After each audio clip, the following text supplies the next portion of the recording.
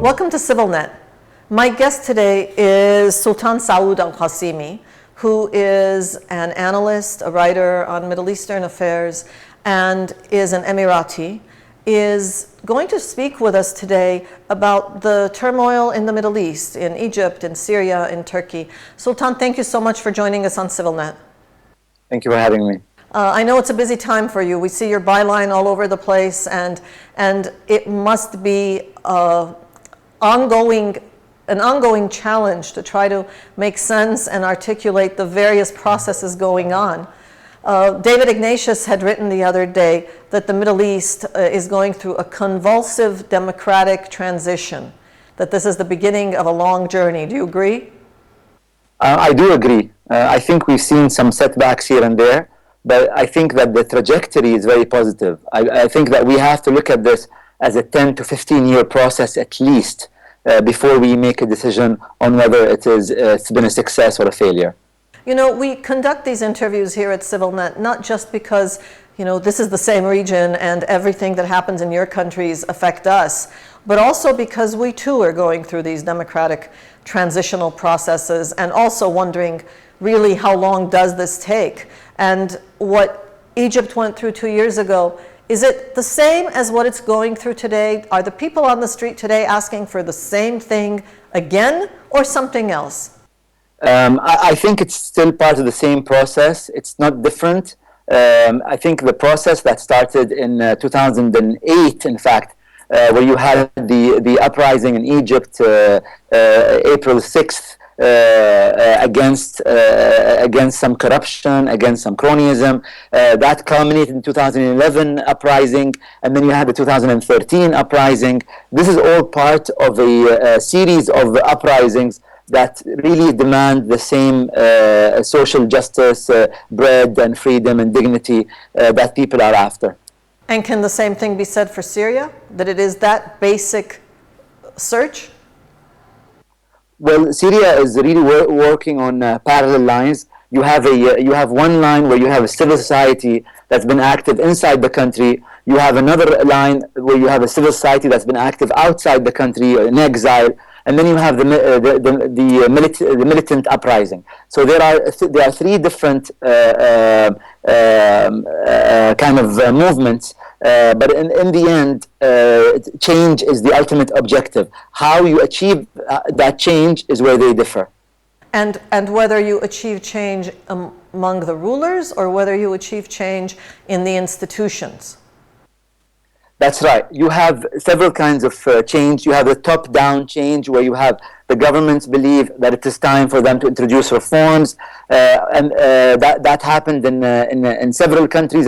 We see now Burma is going through it these days, and then you have the bottom-down uprising where you have either a military or a civilian uprising, and this has happened in the Arab world over the last 2.5 years.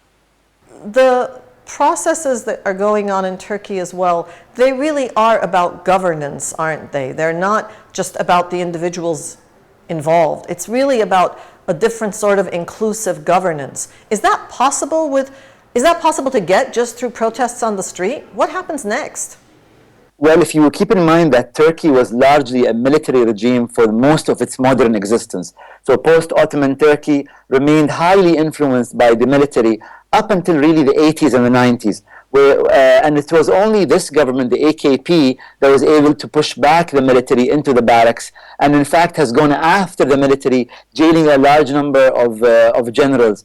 There was some concern that the civil uprising or the movement that took place in end of May and early June this year might have encouraged the military to take a second look at politics, but fortunately the military never tried to get involved once again in civilian politics, and this is exactly how it should remain.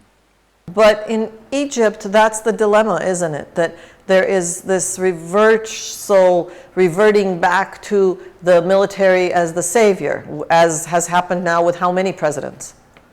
Exactly. So now you have 2 former presidents detained in Egypt. It's the highest number in Egyptian history. They did have 1 former president detained in the 50s and 60s and 70s. But the military has has always loomed large in the background. So even in January, February 2011, the military played a major role in sidelining Mubarak because they felt that the pressure was on them from all over the world. In 2013, the military even took another step where they kind of tried to involve civil society into justifying what is essentially a military coup. Although this term is very, very unpopular in Egypt and in the Middle East. However, there was no other way that the Egyptians, the secular and the liberal Egyptians, could achieve the change that they wanted without having to go into bed with the military. This dichotomy, this paradox, this contradiction that the Egyptians are living now is also taking place in so many other places in the world, especially in post-Soviet space, where you have a democratic electoral process, and then you don't like the result. And you're not willing to wait the required term to even begin to go down to the results that you want. And so you want to bring change, and this is what you get. Well, I think in Egypt, the only way forward now is to try and involve the Islamists who were ousted and to convince them that this is a process that would ultimately allow them to play a significant role in politics. The issue is that these Islamists, the Muslim Brotherhood and the others who were ousted, they have a popular base, and you don't want to disenfranchise their popular base. The Egyptians who rose up against the Muslim Brotherhood do have genuine grievances. The Muslim Brotherhood were very incompetent. They could not. They mismanaged society, politics. They mismanaged the economy, probably most importantly. So the Egyptians who rose up did have genuine grievances, but how they achieved this change is a question mark that will need months, if not years, to be answered. So I think the answer is to make sure that the Islamists, the Brotherhood, are involved in one way or the other, and they feel that they have a buy-in in this post-Brotherhood government, or else it could be quite nasty. Those of us who sit outside these countries that are going through this convulsive democratic transition wonder about all of the conspiracy theories that are always heard. These are the Americans pulling strings and so forth. In the case of these events in Egypt of the last couple of weeks, the Americans have been quite subdued, almost quiet. And has that helped to change the mindset so that more people believe that this really is a process that's in their hands and not some big outside conspiracy? Well, both sides, the secularists and the liberals, as well as the Islamists, blame the Americans and say that the Americans have either given a green light or have supported this ousting or the other side. So, and in fact, the American government is very careful not to call it a coup, at least not yet, because according to the American law, if a government that was democratically elected gets overthrown in a coup, then all aid to that country from America has to stop. And remember, America appreciates Egypt's role in the Middle East, and in America's point of view, Egypt's role in keeping the peace with Israel, etc. They do not want to disturb that balance. So they're very careful with the vocabulary they're employing. Do you have a sense of how the last 2 weeks of Egypt are going to affect Syria?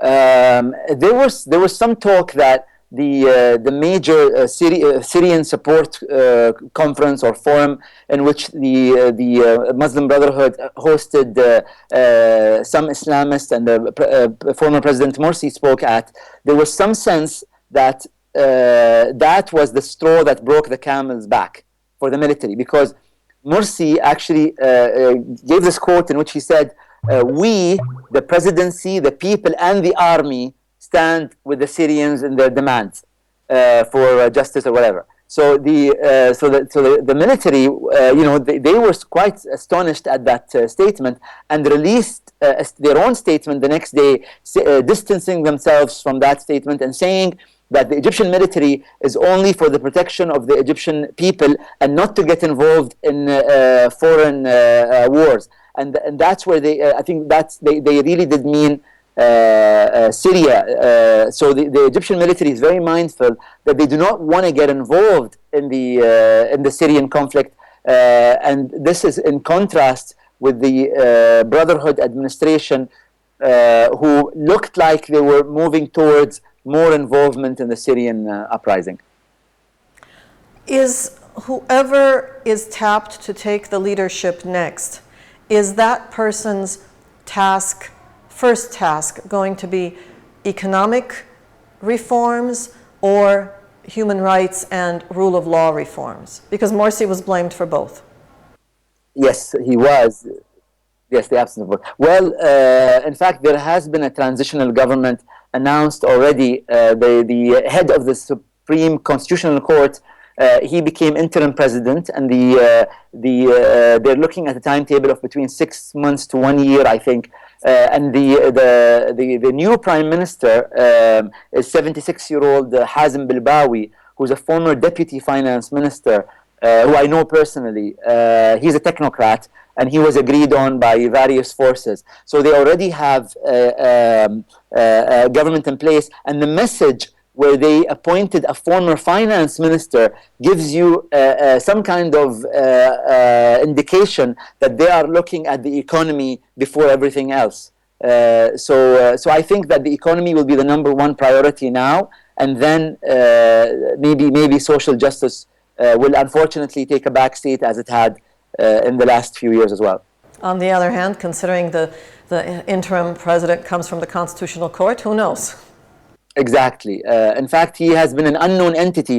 Believe it or not, this person, Adli Mansour, has only been on the job for 72 hours. So he was appointed on July 1st, and he became Egypt president 3 days later, on July 3rd.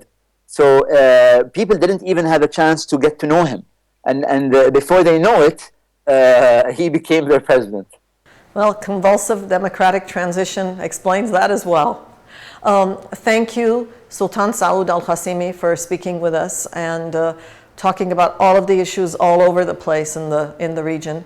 And thank you for trying to help us understand them better. Thank you for having me. And thank you for watching CivilNet.